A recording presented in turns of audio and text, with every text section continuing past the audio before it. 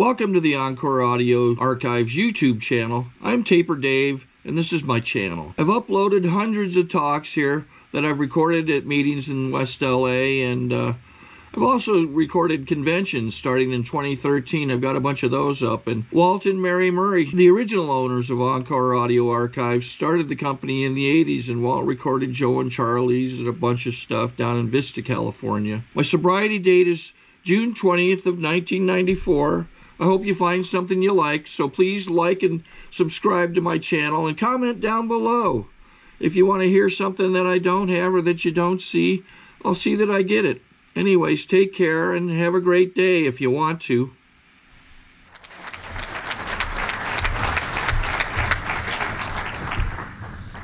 Thank you. My name is Terry Lindgren, and I'm an alcoholic. Hi, Terry. Hi. By the grace of God and His fellowship, I've been sober since August 24th, 1975, and I'm grateful for that. My home group is the Vauxhall Chapter 7 group in Minneapolis. We meet Thursday night, 7:30, and Brenda's butting in. And you're all invited and encouraged to be there. Handshaking starts at 7, actually, so you're late if you're there after 7. Let's see, what else? I think that's all the business. I want to thank the committee for inviting us to come down here and spend the weekend with you guys. We had several events already that are noteworthy. We got in the hotel room a little earlier than our hospitality committee expected, and Brenda ran into somebody placing a basket of fruit and doing some nice things to welcome us. And I forgot what I was going to say about that. Okay, it's going good. Terry Lindgren, alcoholic. And oh, I know what I was going to say about it. It was really very touching. So she was writing a little note, and she got all flustered because Brenda was walking in, and that settled down. But she was writing a note, and she signed it was kind of like a little thank you note. Thanks for coming, etc. It was very polite, and it said something like, "You guys are our heroes," or some of our heroes, or something like that. And I thought about that, and I thought, boy, that's really way up there. But then maybe not. I don't know. But I immediately thought, 30 years ago, I was nobody's hero. And when I hear hero in Alcoholics Anonymous, what I really think of is example. And I always hope that I'm a good example in Alcoholics Anonymous, and I hope that that's what that meant, because I got clay feet just like Brenda does. And so I appreciated that, and I had a chance to think about it a little bit. Another thing I want to mention was Aaron and Emily are our host and hostesses, and I did that right. And Aaron's just the greatest host. I mean, he's a nice guy. I've known him for a long time, and he's just always been kind, considerate. He doesn't even act like a real alcoholic that way. And he, and what I was going to say was he's so kind that he'd always give you the shirt off his back. Except tonight, I forgot my shirts. So I needed a 16-inch neck shirt, and unfortunately his are a little bit bigger than that, so he didn't give me the shirt off his back, but he ran to the store and picked one up for me, so that I didn't have to wear my t-shirt to the meeting tonight. So that's really worked out good. Okay, so, and I also wanted to mention that for a time while Steve was up at Minneapolis, I was his sponsor, and he certainly has improved since he got down here. So you guys are doing good.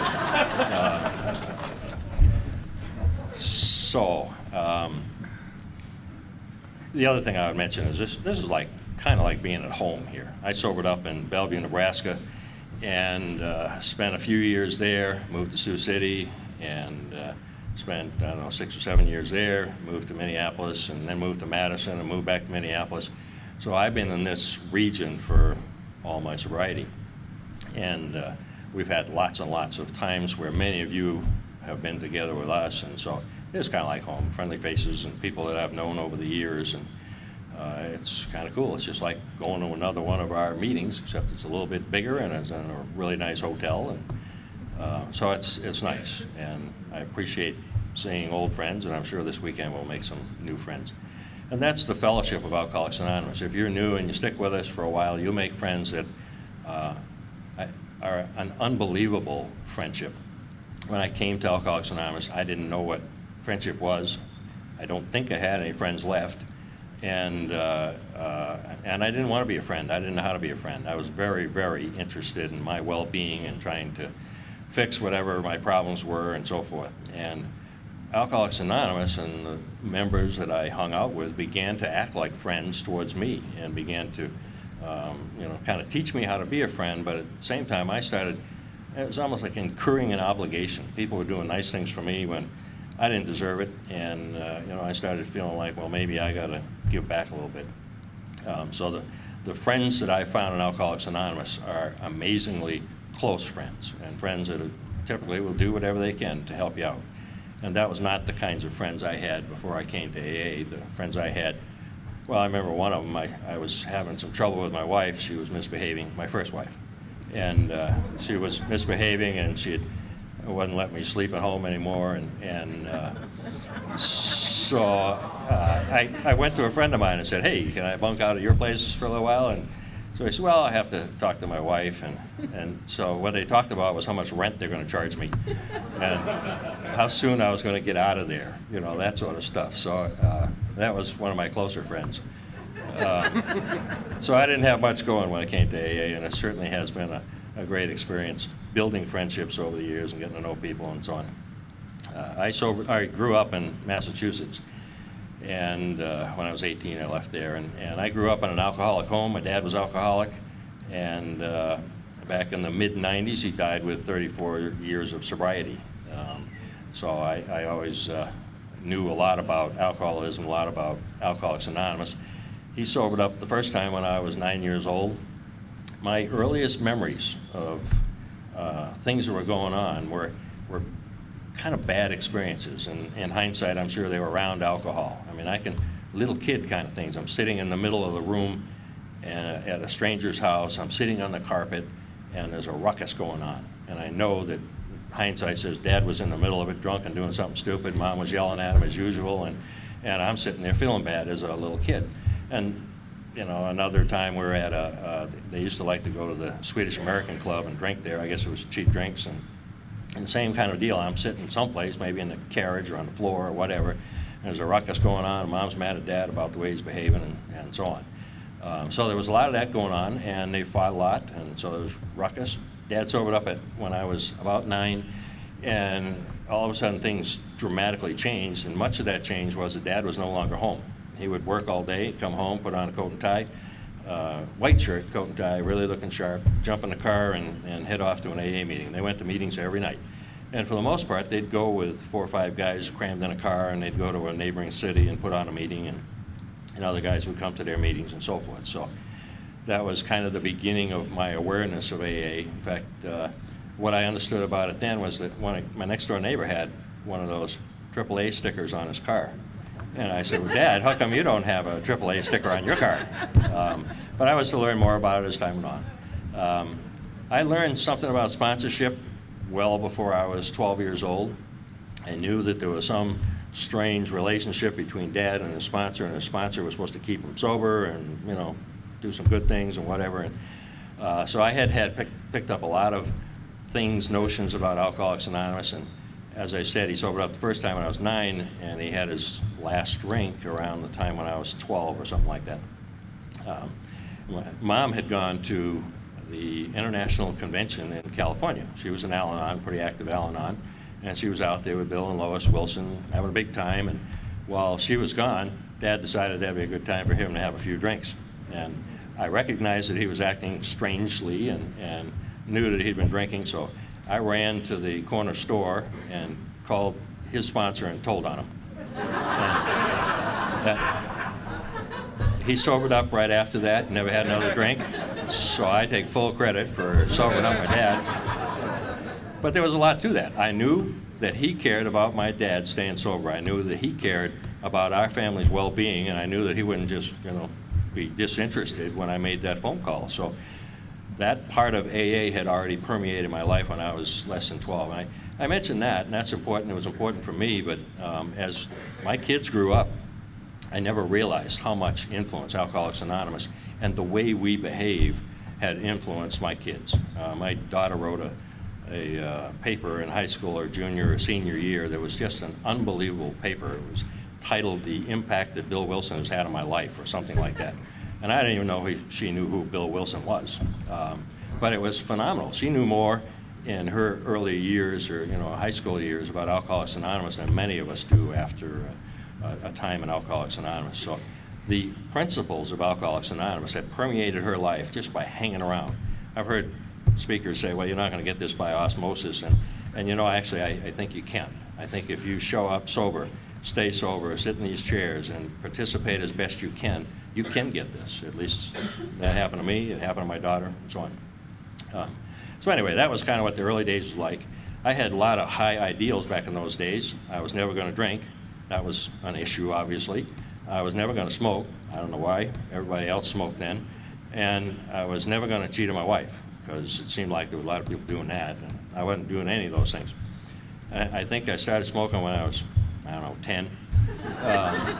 So my ideals didn't stick all that long, and I think I had, my first swallow of wine was very clear memory for me. I always had a strange reaction to alcohol, whether it was in my mind or in my mouth or whatever. I mean, anything that had to do with alcohol was kind of mystical, kind of magical.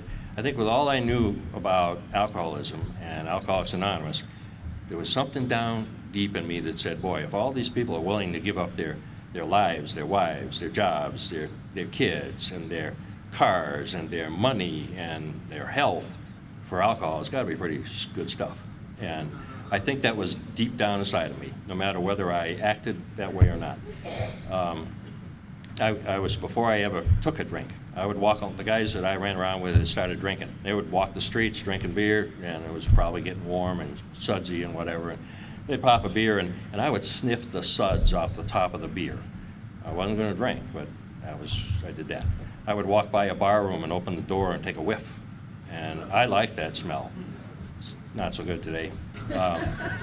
So I had a strange reaction around alcohol from the very beginning. I said I wasn't going to drink, but then, I had that one swallow of wine, and that was about the conviviality of alcohol. I was hanging around with the guy that I deemed was the leader of the group. I never wanted to be the leader of the group. I always wanted to be in second place. I wanted to be the right-hand man to the guy who was the leader, because that was a well-respected position, and you didn't have to worry about making decisions or any of that stuff. So it was a good, safe place to be. And so I was with Ray, and we'd gone to his house, and he was making up a little dinner after school. And he reached in the refrigerator while the macaroni's cooking, and he pulled out a bottle of Mogan David wine. He opened the, twisted off the fine cap, and took a swig out of it. And then he turned and handed me the bottle. And just like I never gave it a thought, I grabbed the bottle, and I did the same thing. Took a swig, gave it back to him. And I don't know, it was just a magical experience. It was so memorable. I can see that just live action right now. And that was early teens, I don't know, 13, 14, something like that. And we went over his house a number of times after that, and I always waited for him to open the refrigerator door and get that bottle out again. And he never did. I must have taken too big a drink, I don't know, or he got in trouble with his mom or whatever. So that was the first, and it was several years after that before I had another serious drink. And it was another one of them I'm not gonna ever drink occasions. And I was with John, and John was going off in the Navy, and he bought a 6-pack of beer. We were skipping school. I didn't mind doing that. And he had rented a Mac-Ben scooter, which had a motor on it. It was pretty cool back in those days.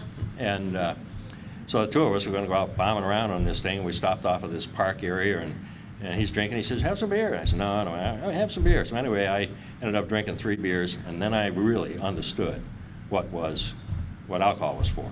And it performed magic on me. I got really excited. All my cares went away. I was a worried kid. I worried about what you thought about me. I was a chameleon. No matter where I went, I was always trying to fit in, and I never felt like I did. And there was so much turmoil going on in my head and in my stomach all the time about where I was and what I was doing, how I fit in, and so on. I don't know what you thought of me. I had different groups of friends. I had the bad guys that hung around the neighborhood. I had the church guys. I had school guys, and I'd run from all of them. I never really stuck with any of them. But anyway, that drinking experience took away all that inner turmoil and ruckus, and it just kind of freed me up. And it was exciting. So we had a little more time to ride on the scooter, and we're going down Main Street, Worcester, Massachusetts, and my legs are flying, and my arms are flying, and I am free, just having a wonderful time. This was great. He dropped me off at work. At that time, I was a magazine salesman, door-to-door magazine salesman. I'd knock on the door and say, I'm giving away free magazines, and by the time I left, you spent $40 on magazines, and that was my job. And so before that, we would hang around this little meeting area where we would get the crew together, and then the guy would drive us out into the territory and drop us off. So I was there early, and I'm all by myself. I got a pool table there. And I'm not a good pool shooter. I hate that. I hate it if I get to play. If anybody wants to be my partner and play or whatever, then I'm always going to make bad shots, and I feel bad, and I don't. It's just a terrible game. I hate it. But I want to be good at it, and I like to have some fun. I like the guys that want me to play. And so it's traumatic. So I'm by myself. I pick up the broomstick that we're using to play pool with, and I'm shooting pool. And I realize that I'm enjoying myself. What the difference was, having had a few drinks, is I started paying attention to the good shots that I made, and I ignored the bad shots. It changed my whole attitude upside down, and that's what alcohol generally did for me for a lot of time. I could look at things much more positively. I could look at the good things. I didn't worry about the bad things. I didn't worry about what you thought of me, and so on. So an amazing transformation had taken place. And obviously, if it's going to be that good, then I wanted to do it again and again and again as much as I could. It's pretty hard to do a lot of drinking, although I took all the occasions that I could. And when I say it was hard, it's because Dad's so active in AA, and I had to drop out of Alateen. That was just didn't seem to fit with my new lifestyle. And little did I know the rest of the Alateen guys were all drinking too. They just wouldn't tell me because I was a goody two-shoes guy, and I'd probably rat them out. And then Mom being as active in Al-Anon as she was, it was tough. So I managed to get through high school and a 2-year technical school, and had a number of mishaps that were making things pretty ugly. My mother was pretty upset with me, and Dad was kind of standoffish. I had a deal with my dad that was always a very important deal to me. And that was basically I'd never lie to him. And as I started getting into trouble, I felt like I could talk to him about that, and the repercussions, there might be something, but it wasn't going to be too out of line, too dramatic. And it was because of this deal that I would always be honest with him. When he started asking me questions like, well, what happened last night? And I got 3 choices. Well, I burned my tuxedo, I bumped the car into somebody else, and I was drunk and driving, or whatever, and I don't know which one to tell him. I don't know which one he found out about. And, I'm starting to lie. And I didn't like that, but that was the one big deal that I had between me and my dad, and whiskey just took that right away. So anyway, things were falling apart at home. I joined the Air Force, and I was one of the few guys in basic training really happy to be there. And I'd escaped. No more Mom and Dad worrying about what I'm doing and what I'm not doing. So as soon as I could, after basic training, I forget how long it was 6 weeks or something like that, I was trained now to go find the nearest bar and do as much drinking as I could, as often as I could. And that's basically what I did. After maybe a year or so of this, I had a lot of training. I went to a duty station. And I went there with a bunch of guys out of this tech school that I went with. And it seemed like those 6 or 7 guys were really nice guys. And I wanted to be one of those guys. I wanted to be hanging out with those guys. And during the day at work, I was kind of a part of what they were doing. But I felt like it was those guys and me. I never really felt like I was a part of those guys. And like I said, I wanted to be. They were good guys. And then there were older guys there that had been there when we got there. We were rookies, trainees, come into this shop, and these other guys had been around a long time. They had a lot of camaraderie. They did a lot of drinking together, a lot of traveling together, and they would. There was this little battle. We were in Texas. This little battle. These guys were mostly real Texans, so they put the radio station on some twanging radio station. And then the other guys that came with me, we'd run over and change it to the rock station, and there was a lot of stuff going on. So we had good camaraderie at work.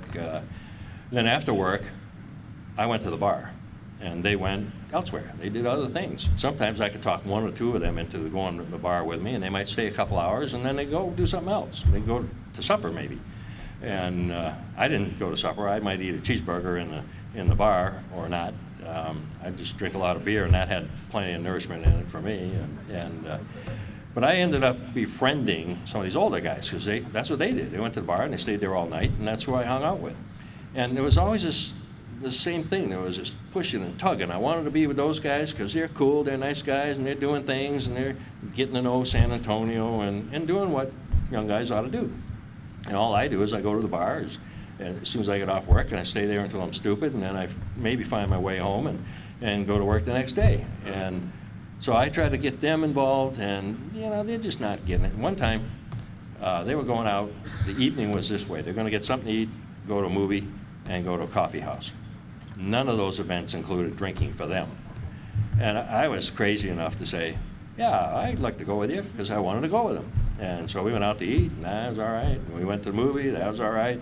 I'm thinking, I didn't know what a coffee house was. This was back in the 70s, and or maybe earlier, I don't know. Anyway, coffee house had no alcohol, and that really surprised me. So I didn't want to stay, but I stayed, and as soon as these guys got back to the base, they all went off to bed. I went to the bar and spent whatever time left there was, and I never ever did that again because it was such a terrible experience. My alcoholism would not allow me to live like that. Skipping forward a few years, I met a woman in a bar, and we became good drinking buddies, and then we got married and started raising a family. And towards the end of my drinking, I had 2 kids, boy and a girl, and I had 2 stepchildren that came with my wife, and we were living in Omaha at Offutt Air Force Base, and I was in the Air Force, and I had got to the point where I'd been drinking pretty regularly. If we were going to have any kind of social event, we'd probably play cards and drink. I tried to pick somebody, had to be somebody else in the foursome of card players, had to be a heavy drinker, and then we all got along fine, and we could play cards till the wee hours and so on. So that was much of my entertainment. But in any case, things were really starting to eat at me in lots of different ways. One very important way, these kids were young. I think my daughter was maybe 3 or something like that, 3 or 4. And I can see me sitting at my desk, contemplating my checkbook, which I frequently did, but I'm blotto. I can't even see my checkbook. But I got important business to do. Leave me alone. I'm drinking. I'm checking the finances here. We don't have enough money. Money's always a problem. Yak, yak, yak. And my daughter comes over, and she's tugging my pants. She wants some attention. And every part of my insides pushed her away. I might have picked her up and put her in my lap temporarily, give her a little pat in the back and then send her on her way. But I had got to the point where I had no ability to have a relationship with my young kids. I was a disciplinarian for the 2 older girls, and I was no husband to my wife. I had taken an attraction to a married woman at my second job, and so we had this thing I was never going to have an affair. That went out the window. And life was a terrible chaos for me.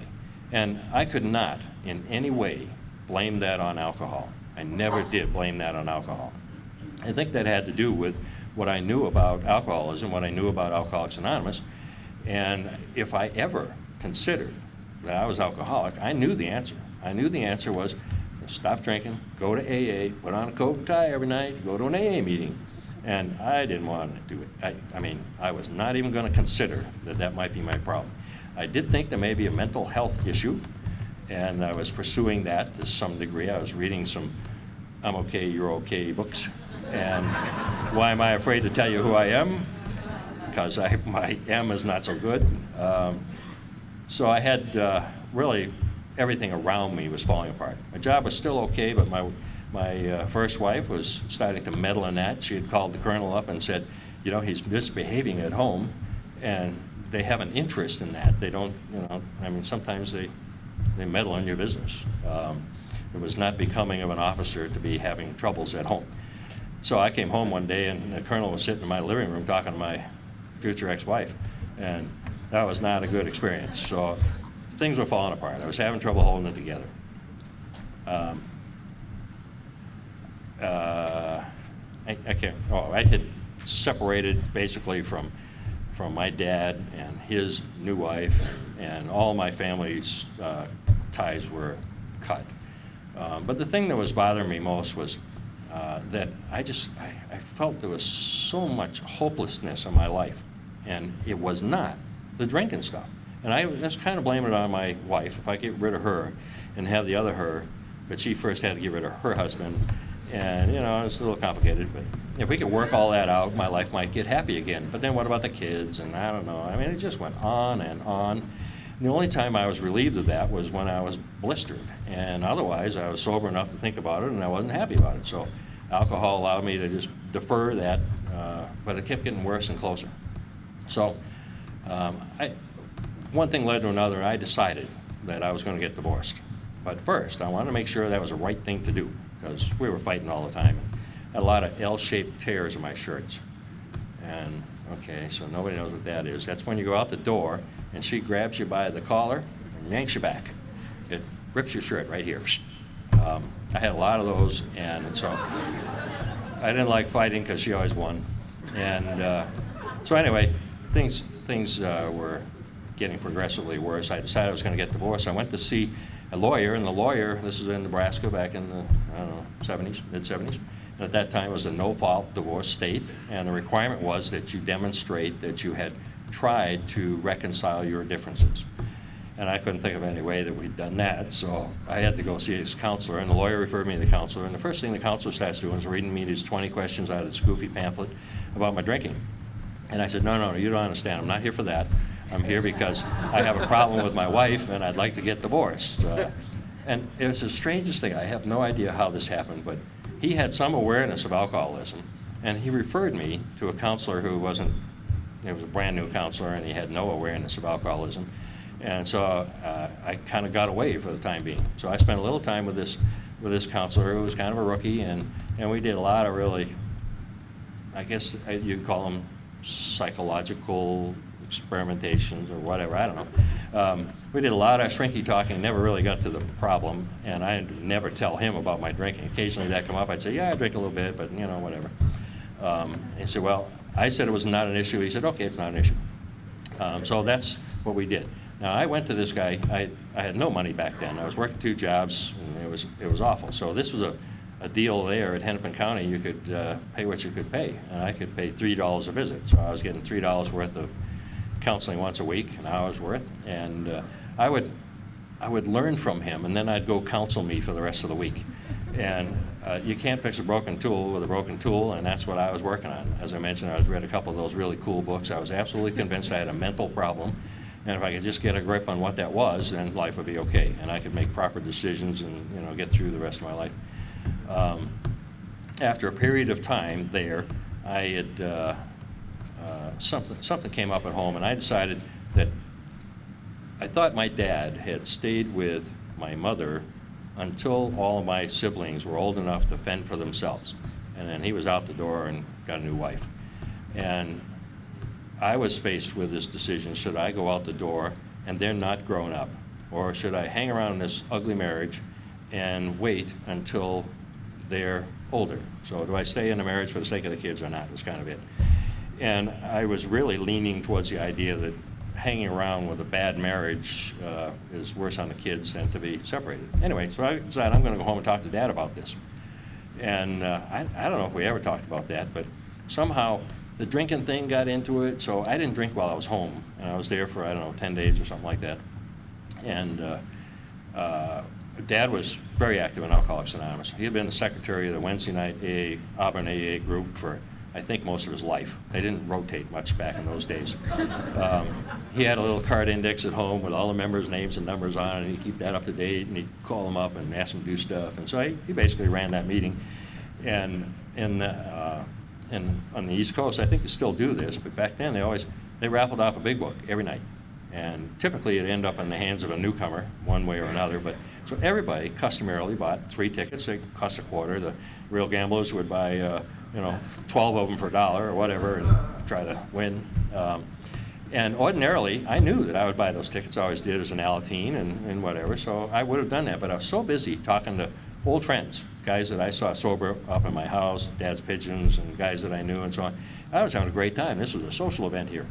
And so the bell rings, we got to sit down for the meeting, and I didn't get my raffle tickets. My dad sits down next to me, and he said, "Did you get a raffle ticket?" I said, "No." he ripped one off of his three and handed it to me. There's 200 people in the room. They all got at least 3 raffle tickets or more. And when they pulled the raffle ticket, it's mine. Now, I absolutely knew my dad fixed that raffle. And he may have, I don't know. But in hindsight, I'd say that God decided that I should start paying a little more attention to Alcoholics Anonymous and got my own copy of the book. It drew an awful lot of attention I didn't care much for after the meeting. People come up and shaking my hands and giving me advice and suggestions and so on. My grammar school girlfriend was at that meeting. And she come up and I remember her advice was, just try to relate, read the stories in the back. And I was so excited about seeing her. I heard that advice and everything. So it was really a cool time. That was really the beginning of, in my mind, God's intervention and bringing Alcoholics Anonymous to the forefront in my life. I went back home and I thought I was going to stay sober experimentally. I went to an AA meeting in South Omaha, and they did for me what I hope we always do for a new guy that walks into Alcoholics Anonymous. I got there too early. I should never have gotten there as early as I did. And they started talking to me, and there was 2 guys. One guy hadn't been sober very long, and one guy seemed like he was kind of the old timer. And so they kind of let me know what was going on at the AA meeting. They introduced themselves a little bit. They were very friendly, not overly friendly. They were just very friendly, comfortable, told me where I was going to sit, what was going to happen when the meeting went on. So they basically introduced me to Alcoholics Anonymous. They introduced me to their group and to themselves. And that was pretty good. And I sat down at the table, and I think they told me that I could pass or whatever, and I didn't have to say anything. So everything went good. And then I tried to bolt out of there after the meeting, and again, they want to talk. And we sat on the steps for maybe an hour while they told me more stuff. And I have no idea what they said, but I had their phone numbers, and I was pretty well convinced they cared about me being in Alcoholics Anonymous if I cared to be there. And I went away with that. Well, apparently, the old guy must have told the new guy that that's your pigeon, and you're going to chase him around, sober him up. Because this new guy called me every night for the next several days. I'm too busy. I got his job. I got this going on. I'm not coming. No, thank you, and all that. And after a few days, he stopped, and he just kind of let it go. Now, he had extended the hand of Alcoholics Anonymous to me. They had given me every invitation to participate with them in Alcoholics Anonymous. And it was their observation that I wasn't ready after a few days, and they kind of let me go. But that made a tremendous impression on me in terms of how welcoming they were and how selfless they were in paying attention to me as a new guy. I didn't have to sit there and stare at the wall or thumb through the literature like sometimes some of our newcomers do. So that was a very valuable experience. And I'm not sure that I ever saw those guys again. And it was several months later that I finally got in a situation where I just had to make a deal. I'd made such a mess that the offering was this. If I went to an AA meeting on Monday night, this was Friday, I'm seeing my counselor and her counselor, and we got this session going on, and we're trying to fix things. I'm living in my travel trailer, and things are just chaotic. But I can move back in the house. I can keep my girlfriend, and my future ex-wife would stop giving me grief if I just went to AA on Monday night. It's not a bad deal, huh? I took that in a minute. Saturday night, I went out and got blistering drunk, and that was my last drunk. And I was in no way alcoholic. I did not have a drinking problem. I had a living problem, a wife problem, and money problems, and things like that. And if I could get this mental problem fixed, I could fix all those things. I'm struggling with that. So Sunday, I was so hungover. I never really got the hang of this morning drink and to recover quickly. I just suffered. I figured that was kind of the price you pay. You're going to go out and do this, you got to feel bad the next day. So I didn't drink on Sunday, also because I knew I was going to AA, and I didn't want you guys calling me alcoholic. So I didn't drink the next day, Monday. I went to work, and I went to the AA meeting on Monday night. One of the worst AA meetings I've ever been to, and I would say that honestly, openly. There was a bunch of new people there. They didn't really know much about Alcoholics Anonymous. They'd spent $30,000 to go through treatment, and they had a lot of things that they knew what to say about or talk about, but it was there was still that consistent Alcoholics Anonymous message that they were glad I was there, and I was free to figure out if I was alcoholic, if I wanted to or not. They offered their phone numbers and encouraged me to come back, and it was that same message. And that counselor that I saw that read me the 20 questions, he was running this little AA group. So I was a familiar face, and I imagine he had his chuckles. But anyway, when it came time to introduce ourselves, I did not introduce myself as alcoholic. I just said, my name's Terry, and and I'm here because I made a deal or something like that. And they said, whatever, keep coming back. And somehow or other, I got enough out of that AA meeting and my environment to not drink for a whole week, and I went back to that meeting. I don't know why, but I did.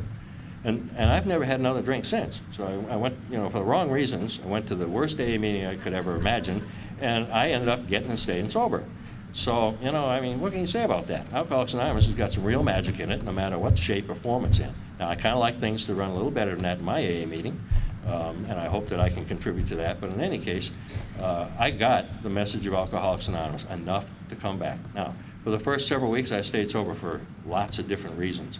And some were pride. I went and saw my girlfriend. I think I said something like, I haven't had a drink in over a week. And I was like, so? And she hadn't got the picture yet. But there are others who had the picture. And I developed a little bit of pride around this not having a drink. That wouldn't last. That's not going to keep you sober. If you get pride tonight, you better get something else. But it was enough for that amount of time. Then I started debating. People would say stuff and I didn't get it, like they talk about the first step and life's unmanageable, and I say, and I'd hear things like, well, turn it over, and I just hated it when somebody said that, because turn it over to what? What are you talking about? Well, it's God. Oh, yeah, right. Where's God? What is that? So I was in this terrible debate, and it was going on a little bit in the meetings and sometimes afterwards, and they tolerated all that stuff. You should just keep coming back attitude, and they tried to help me a little bit. And I think on my third week or fourth week back, I actually tried to introduce myself as an alcoholic.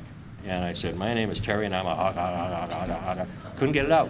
I honestly did not believe that I was alcoholic, and I definitely did not want to be an alcoholic. I'm just in here to get my act together. You guys got a lot of pointers on living.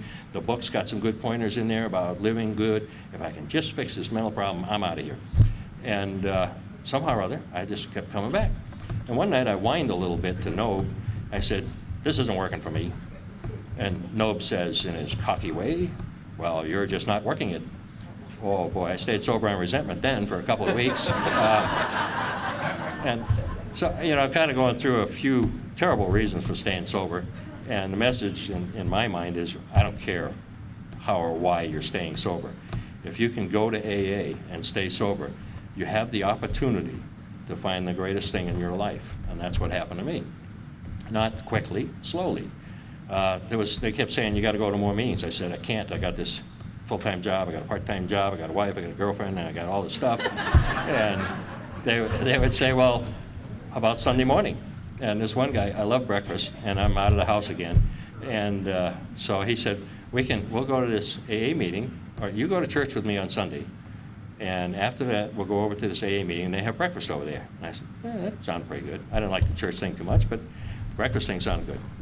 So I went to that meeting. So I started picking up a second meeting, and that had a little more old-time sobriety. I took a guy's phone number there that I described him as the kind of guy who really had no bull in what he was saying. I mean, he's just kind of straightforward, straight out there. So I liked him, and I took his phone number in case. They said, get a couple phone numbers, put them in your wallet in case you ever feel like you need to talk to somebody. If you call these numbers before you take a drink. So I had his phone number. Soon after that, I got my sponsor's phone number, so I had two in my wallet. But Leo was really a cool guy. I didn't realize it at the time. He'd been in and out of AA for years. And he had a pretty bad track record. He was good talking at the tables, but not so good staying sober.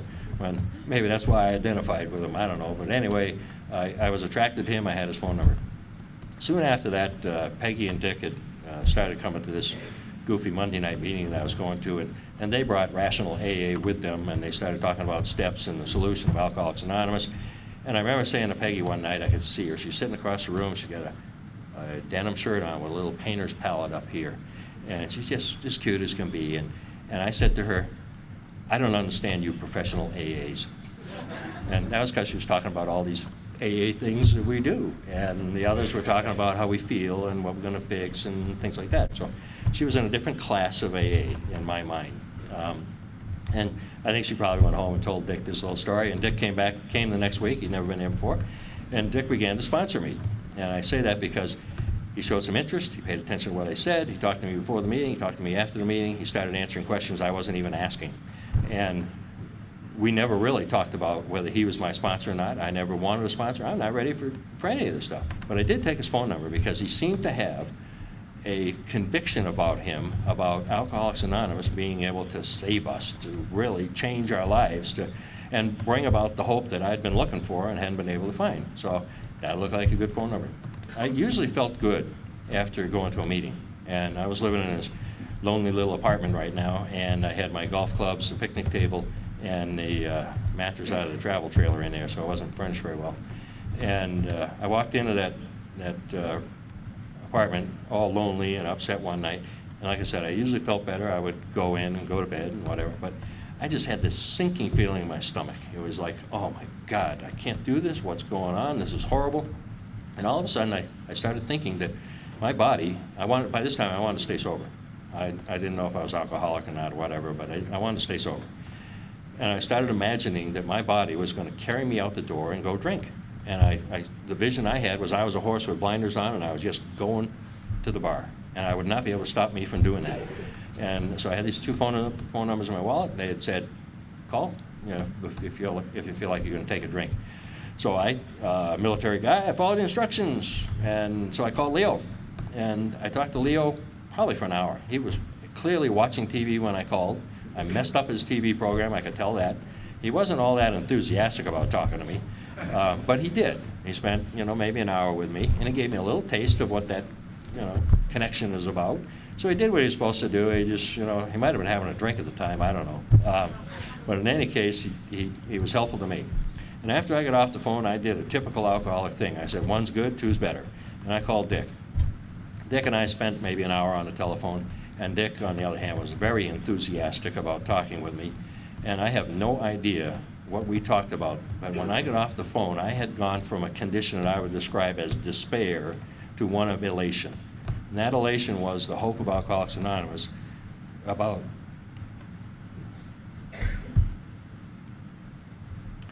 how good my life could be. And like I said, I don't know what he said. We've talked about it since. If we could figure out what he said, we'd probably write a book, sell some tapes, put something together and make a few bucks. We could save many. But I think probably the message was for me uniquely at that time. But one of the things that was clear, Dick cared about my well-being. He wanted me to stay sober, and his suggestion was increasing my participation in Alcoholics Anonymous, and he was offering to help. That was kind of the message. And in my mind, that is our message. That's what we do with new guys. We offer to try to give them some help and guide them into the middle of Alcoholics Anonymous so together we can 12-step them and help them. My life changed dramatically after that. I started following suggestions, and soon after that, I asked Dick to be my sponsor. He has some stories about his reaction to that, but in any case, he did agree to be my sponsor, and it has been a tremendous relationship. I'm one of the very lucky people who have had the same sponsor ever since I had a sponsor in Alcoholics Anonymous for the long haul. And I've never, ever considered that I didn't have the right sponsor. I've been upset with him a couple times. Only once did I tell him. And anyway, I'm not going to get into that. But it's been just a fantastic relationship. And that relationship was basically wrapped around AA. He helped me. He said, well, you need to make a deal with yourself. Go to a meeting every night for 6 weeks. So, oh, can't do that. Got a wife and a girlfriend and the dogs and the kids and all that stuff, 2 jobs. And soon after that, he helped me to figure out how to lose job number 2 and still pay my bills and get to more AA meetings. That's his job as my sponsor. He didn't care if I had 2 jobs or not. He just wanted me to go to AA. If that's the obstacle, fine. He never told me to dump the girlfriend. And I was still married. He never told me to dump the girlfriend. I think I sensed that he thought that might be a good idea. But that was not the issue. The issue was Terry in Alcoholics Anonymous, participating, getting to meetings as much as possible, talking with him. And he would share his experience in Alcoholics Anonymous with me. He would share the experiences of others he knew in Alcoholics Anonymous with me, probably to make a point, but more than that, really just sharing his experience with me. And for the most part, I'd sit there and listen. Occasionally ask a dumb question. Once in a while, he'd pull the book down from the shelf and refer to something in the book, but for the most part, he was just sharing his experience. And I grew to trust Dick, trust him to the point where I would put my life in his hands. And basically I did that. There were many times when he suggested I do something or not do something where I wasn't 100% on board, but I did it because I knew he had my best interest at heart. And I hope as sponsors that's what we do. And it's not a mechanical thing, it's not a system of working with a newcomer. It's somehow or other sharing your life and your experience with a new guy. And that's what he did with me. Around the time I was sober, 6 months or something like that, it was unbelievable the way this sequence of events. I was really tormented about what to do with the wife and the kids and so on. And I'd moved in and out of the house a couple times. I said, I'm moving back with her, Dick. And he said, oh, I don't think that's a good idea. And I said, I really think I should. I've seen some miracles in Alcoholics Anonymous. You know, I saw people who would sober up in AA and their lives would get better, their relationships with their wives would get better, and I thought, well, okay, maybe I've made a mistake here. And after being back in the house again for 2 weeks, I said, whoa, I made a mistake moving back here. And this time Dick said, nope, stay there. I mean, you can't keep bobbing around like this, and so I'm going to stay there. And things got really bad one Friday. I tried calling him. I said, gotta go, Dick. I can't do this anymore. This is crazy. And he wasn't there, so I operated on my own. I went out and searched for a flea bag hotel room, and I could only afford $50 a week and whatever, and so I'm busy going crazy. And a little later he said, no, just stay there. Sleep on the couch. Stay away from her. Be reasonable about it. You can just stay in that house. Okay. And he's just trying to get me to settle down. So that was on, I think that was Friday. And Monday or Tuesday, my boss at work came to me and said, hey, one of the guys had to cancel out of this 6-week class in Biloxi, Mississippi.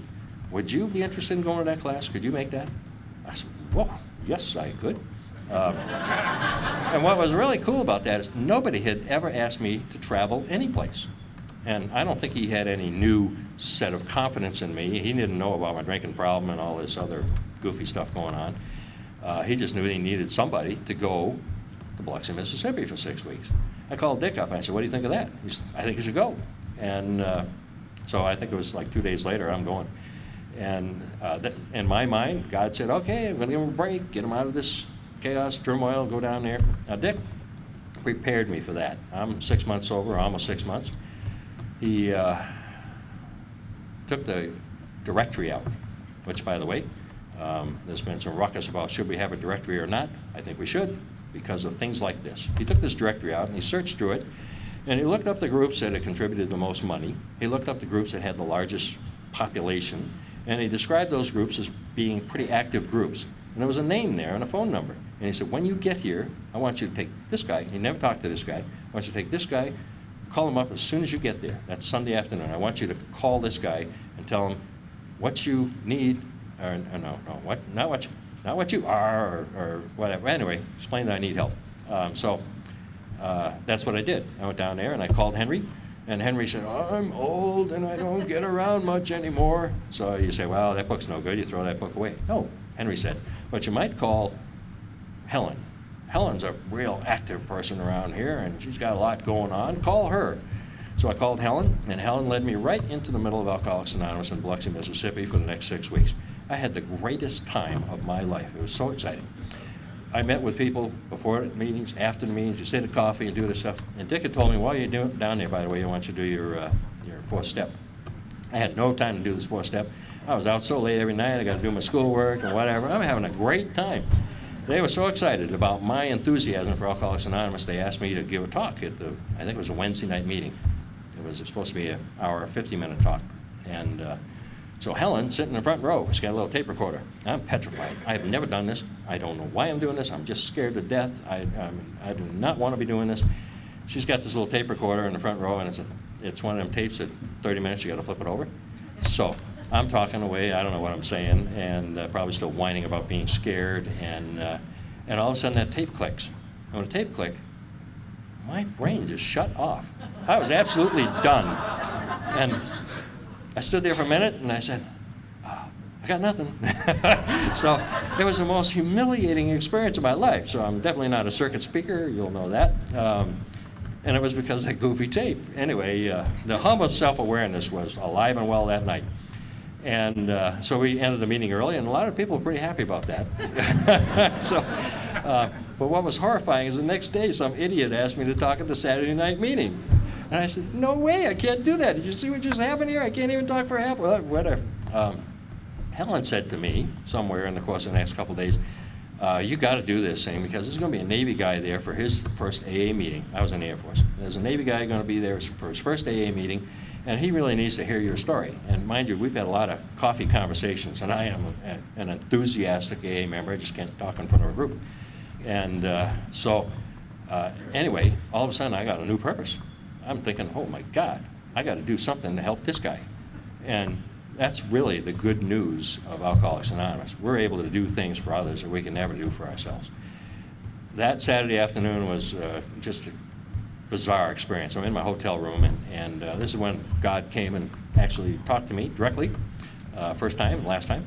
And I was so worried. I'm scared to death that I am going to fail this new guy in giving my talk.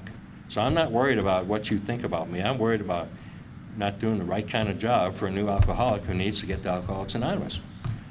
And I thought to myself, whoa, maybe I should have a couple of aspirin in case I get a headache. And so, the thoughts are really going pretty bizarre here. And then I realized, I said, isn't that typically alcoholic? I got a little problem, so what? Have a couple of aspirin, maybe it'll take it away. And I kind of chuckled. And when I did, there was a sense of relief that came over me. It was pretty emotional tonight. It was amazing. And I realized that God was giving me some level of comfort so that I could go attack this mission. And that night was really kind of cool because I was scared to death going to the podium. I never did see whether that guy was there or not. And I don't today know whether Helen might have made it up for all I know. She was pretty crafty. But I was scared to death. And when I got to the mic and I opened my mouth and I said, my name is Terry and I'm an alcoholic, that's all I remember. And I remember sitting down in a timely fashion, and it felt like I had done something good, but I had absolutely no memory of that talk. They taped that talk, and I never wanted to listen to it. I went to listen to it one time, and it was all garbled. I couldn't understand what I said. So I never know if I did anything good at all. But the whole principle of what we do in Alcoholics Anonymous came through that experience for me. If I'm doing something for somebody else, I'm going to get some power to go do that job. If I'm worrying about doing it for me and the hum of self-awareness is in the way, I'm probably not going to do so well. And so that message was burned in, and my participation in Alcoholics Anonymous has been modeled after doing whatever I can to try to help other alcoholics. Dick is a great example of that. He pushed me into doing things that I would even argue with. One time he told me to go stand at the door and be a greeter. And my mental gymnastics said that, well, I'm a new guy. So that's not right for me to be greeting old guys. It's like a, seniority thing or something, military thinking, I guess. And it just didn't seem right. And I'm going through all this gymnastics, and I think I said something to him, and he said, I don't care about all that. Just go over there and greet the people. And so I'm scared to death greeting people. And after about 3 or 4 weeks of doing that, I own this meeting. And I'm really glad you came. And I'm so involved and confident. A whole transformation had taken place just by doing something that I was told to do and doing the best job I could at it. And it was an amazing experience. And that continued throughout all of my AA activities. And I've been led into participating in AA in general service and in a group and in my home group and so on. Okay, I sobered up in Bellevue. I was there for about 3 years. I got a great opportunity to move to Sioux City, Iowa, to be a salesman for IBM, and so I took that. I was a little scared to leave my home group, didn't want to leave, and occasionally would run down the 90-mile highway to visit them and get restoked. And while I was in Sioux City, Iowa, things began to happen. I had gotten divorced. I don't know if I told you that. I got divorced. And so I was a visiting dad and so on, and my wife was having my ex was having a terrible time taking care of the kids. And I would say warm, compassionate things like, well, if you can't do it, I will. And so I was really, selling her on giving me the kids to take care of, and I was pretty confident that I could do a much better job than her. And anyway, after a little bit of that, I was able to lose that attitude and be a little bit better ex-husband. And at some point, I didn't even check to see if I could get custody of the kids. The lawyer said, no way, you just be a good guy, stay sober, and do what you can, and maybe after time something will work out for you. She called me one day in April, and she said something to the effect, can you take the kids for a while? I just can't do it. And I said, whoa, you bet. So I came down to Bellevue. We had a little meeting and over dinner, and we were making the arrangements about how we're going to do this, and I started rattling about getting custody and stop and support and all the mechanics of doing that, and she just went crazy. She said, I just said, I want you to take care of them for a little while. I don't want to do all that stuff. And I was smart enough, bright enough, I had whatever it was to say, okay. And so I got the kids. And the lawyer told me, he said, you just keep the kids as long as you can. The longer you keep them, the better chance you got of keeping them. And I said, oh, okay. And he said, I said, what about my child support and all that stuff? He said, I'll write the court a letter. So he wrote the court a letter saying he's got temporary custody of the kids, he's not going to pay child support during this time, all parties are agreeable, and the letter went on file. So they never chased me around for child support. I got the kids, and the girl I was living with at the time did not want to participate in this event. So she bailed, and that was the best thing that ever happened to me because, I mean, it was a goofy relationship anyway. So she bailed out, and I'm trying to hire a person to help me take care of the kids. I'm a salesman, I got to travel, I got a job, I don't know how I'm going to do this. So I ran ads in the newspaper. I was thinking I was going to hire a little old lady who had lost her husband. She had blue hair. She was moving the house. She's going to make apple pies and, you know, take care of the kids. And it's going to be great. You know, like Grandma came back. And so that was kind of what I was looking for. The first woman I hired, the day she was supposed to show up, she was going to move in. She left a note on the door, like kind of an emotional note, said, I just can't do this. And I don't know whatever that meant, but she basically quit before she started. And so I got the paper running, and we're running out of time. I'm getting nervous here. What am I going to do? And I get another applicant, and she comes to see me, and she's this gorgeous 20-something-year-old blonde. I have no idea why she wants to be a nanny or whatever we were calling it at the time. And but I said, okay. Well, I checked her references, and her references were like this: she'll be great with your kids. She's really a great girl. Just every once in a while, she gets a little upset, a little nervous, whatever. But you know, she'll be fine with your kids. And so I said, okay, well, whatever. That sounds all right. You know, as long as that doesn't cause a problem, we're good. So I tell a couple of my buddies about this, and they're all saying, yeah, whatever. So I hired Brenda. She came to work about a week or two before the kids were supposed to come, and she was just great. And when the kids came, she was just great. She was absolutely perfect for what this was. Now, for 5 years, I've been running around trying to get a relationship. I always wanted a wife, girlfriend, pick a fence and stuff like that, and I was not doing a good job of that. And in fact, I was doing a terrible job of that. So I wasn't good at chasing around trying to find anybody. And when she came as a homemaker was what we called her. I said, I am not going to even think about chasing her around because I need her for the kids. So one more time, having a purpose greater than myself allowed me to stay out of trouble. And so she continued on as the homemaker for the kids. She got comfortable in her role, and she started occasionally going out and taking a night off. And I'm not going to tell you too much of this stuff, but on a Tuesday night, she said she was going to go out and have some birthday cake at a kid's party or something. Oh no, she wanted to go out for a night, and I said, I was kidding her, sort of like a parent saying, no, you can't go out tonight. Oh, no, it's going to be fine. I'm just going out for a birthday cake and tea at one of my aunt's house or whatever. I said, oh, I was just kidding. Go ahead, have a good time. Well, she didn't come back until Saturday. Now, if somebody tells me they have a mental problem, I don't know what to do with that. But during the course of the week, I found out from relatives that occasionally she drinks too much, and she's probably been on a bender. And I said, oh, well, I know what to do with that. With absolute confidence. If I could get her to come back and go to AA, that would fix her and would fix our situation. Now that was the level. I was sober 5 years, and that's the way I feel about Alcoholics Anonymous then. That's the way I feel about it now. If we can just get them to come to the well and hang around, they'll get AA.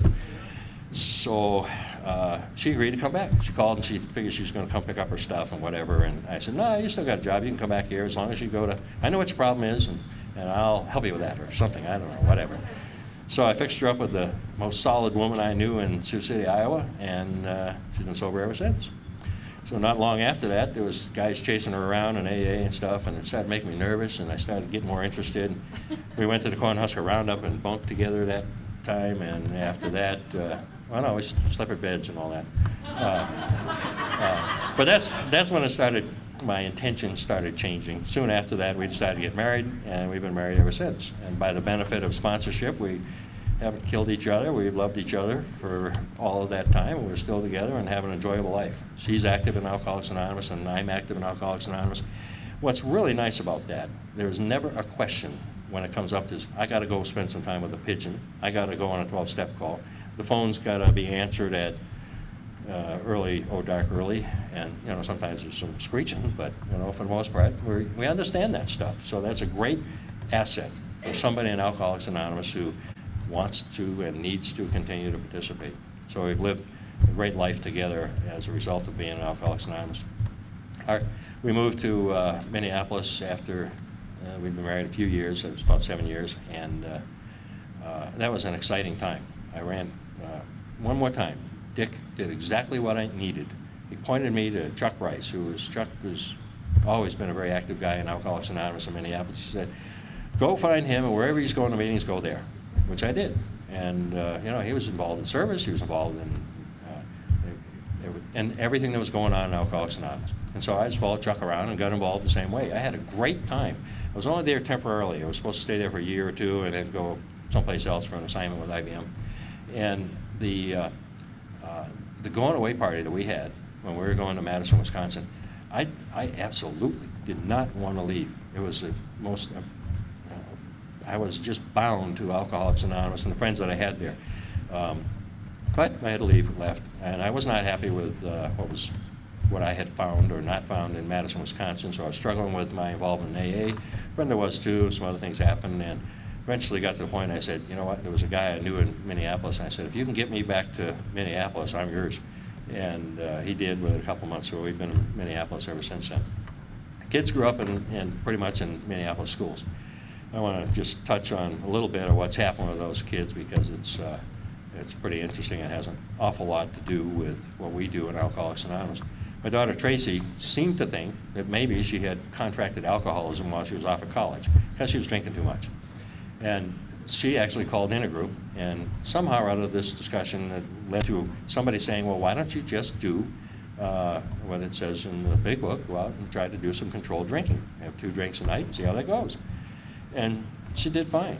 And the issue, whatever it was, kind of went away. So I always look at that and say, well, she just didn't have the willpower to be a good, solid drunk. But she did. She was chasing drunks around like crazy. I went to see her. We were at her college. She wanted me to meet her boyfriend. We went over to see the boyfriend. We couldn't wake him up. He was passed out. So I started introducing her to all my young AA friends, thinking if she wants an alcoholic, I'd like her to have a sober one. That'd be good. So that's a Tracy story, and she married a guy that appears to not have alcoholism. I don't know, maybe it'll show up later, but anyway, they've been married 7 years, life's good, the kids are, our grandkids are good, so that family is great. And Tracy's the one I told you about, I had that little paper in high school, and she has an unbelievable quality within her that really, I think, has an awful lot to do with Alcoholics Anonymous and the God that was brought into our home for all of us to live with. On the other hand, my son, Skip, every time we'd go to an AA event, we would get this call, like, can I have a few kids over for cards tonight, Dad? Or, after a few of those, we said, no, you're not doing nothing like that, and whatever. No, you're all by yourself, whatever. And in hindsight, he had lots of keggers at the house where hundreds of people would be there, and he was charging $5 a head to get in. And the next door neighbor was in on it. My top pigeon at the time was in on it. And in fact, he came over and helped him clean it up one Sunday morning so that when we got home, there wouldn't be this gargantuan mess, and Skip was too hungover to even think about cleaning the place up. So he was starting to have a few bad experiences with drinking. One night, I think he was in his junior year, late in his junior year, he called, and I got on the phone, and his friends had made him call for a ride home. They didn't want him there anymore. He was too sloppy, stupid drunk. And they didn't want him driving. He had his car there, and they didn't want to take him home. So they made him call me. Now, those are good friends, but they also is indicative of what kind of condition he was in. I mean, they want him out of there. So I said, I'll come get you. And we didn't have any conversation that night. Next morning, he comes down to my office, which was in the home, and he said, I think I might have a drinking problem, and maybe I should go to AA. I said, oh, good. I called my youngest pigeon. I said, you're his sponsor, take him to AA and get him fixed. And that worked for a little while, but when he got in college, he just, the pressure was too much. He came to Des Moines. Many of you know Skip, and he was in and out of AA while he was running around here. Some of you guys might have been a sponsor, I don't know. Some of you drove him to meetings, I'm sure, and sat in meetings with him. And for a while, I think he was a pretty good AA member, but he just got distracted occasionally, and he'd get drunk again. And we got a call one Thanksgiving, and there's a guy in this room here who I think was at the hospital that day.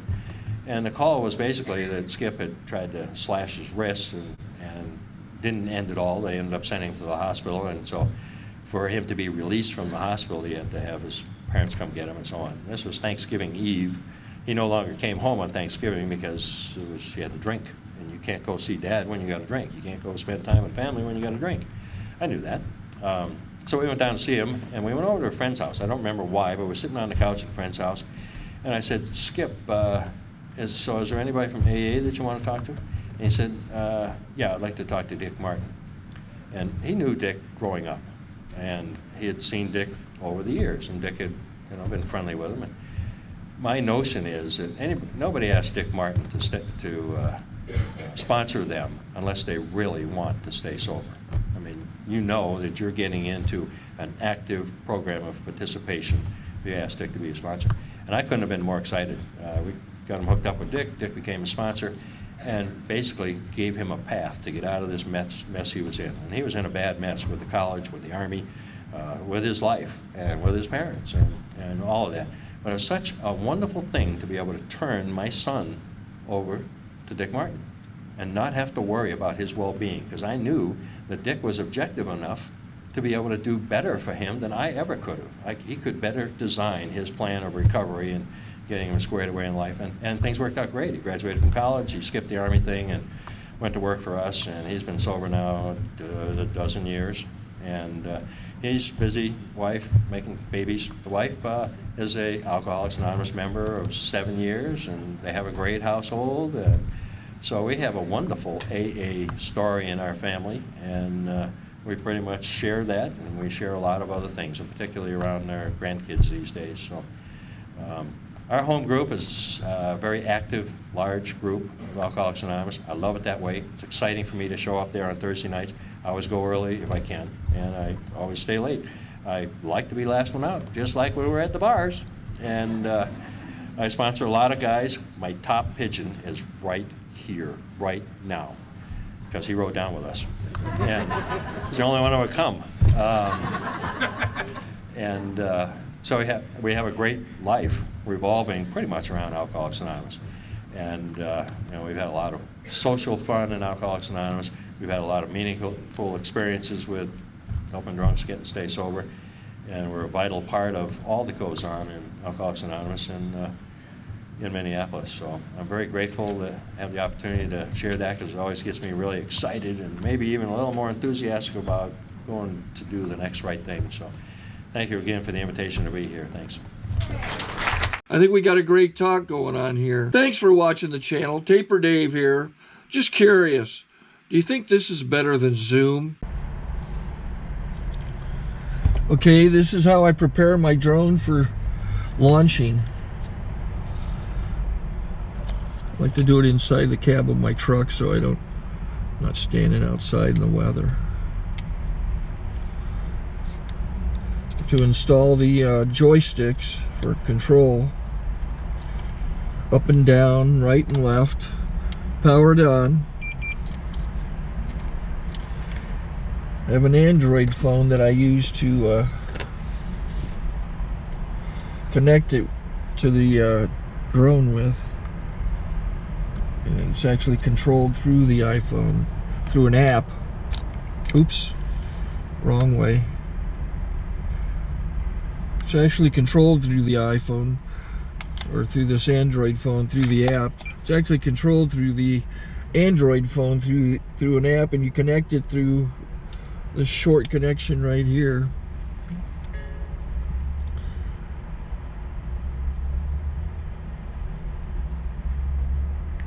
Remote control connected. Remote control's connected. So I pull out the drone. I have to extend the legs. Long legs extended first, then the short legs. Remove the gimbal protector. Set that aside, then power it on one short burst, then one long burst. I lay it down. So I have to go to calibrate. So the drone's not connected yet. It shows you here as this drone gets disconnected, even though the remote's powered on. So the drone has to establish it's connected. So I go into the app to calibration mode. First I'll calibrate the remote controller. Start calibration. Out, in, oop, out, in, up, down, and then this little wheel is to control the gimbal. So it's calibrated.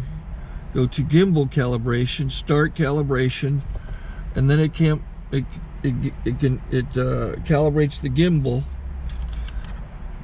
don't know if that shows up. The gimbal's moving all over the place. Changes, you can see it on the video. And I'm calibrated to take off. It's acquired 7 satellites at the moment.